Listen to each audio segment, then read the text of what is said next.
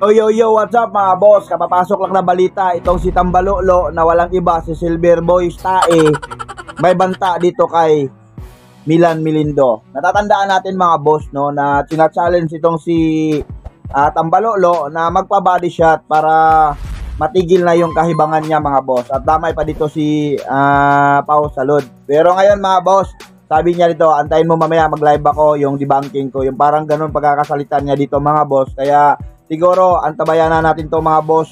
Alam naman natin kung gaano to kabastos itong si Tambalolo. Talagang ano to talagang titira ng titira to mga boss. Hindi nagpapautang to mga boss. Pero bago ang lahat, kung hindi ka pa nakapag-subscribe sa YouTube channel, ano pa hinintay mo? Mag-subscribe na kay BM Solid Vlogs aka Batang Mindanao.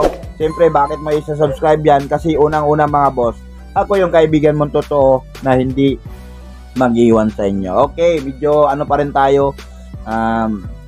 Magkakapiran din mga boss at mga mapamartil din tayo mga boss. Ito lang masasabi ko siguro, no. Huwag kang mag-alala, Milan Milindo. Nandito kami lagi para sumusuporta sa iyo. Totoo naman sinabi ni ni Milan Milindo mga boss na talagang unang-una kawalan ngayon ng respeto ng mga boxer. At sika siyempre mga boss, di ba?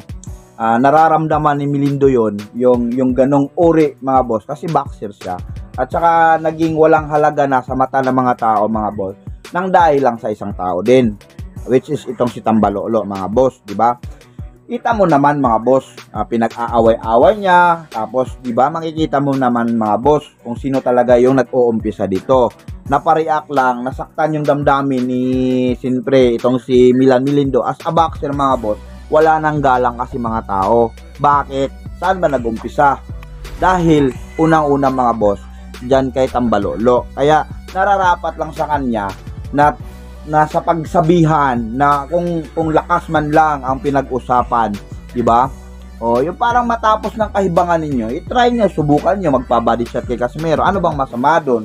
Ngayon magbabanta ka, Silver Boy Tae, bantaan mo na debunking mo, ano bang uring debunking yan, di ba?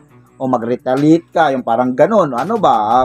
Pagsabihan mo itong si Milan Milindo ng mga masasakit na mga salita, siguro hindi kita pangunahan.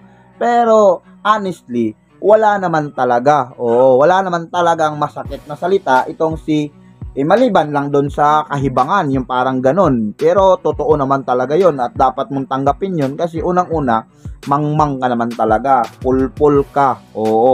Tapos ngayon, para bang nag-aano ka pa, yung parang binabantaan mo pa, puta na hindi maganda yun.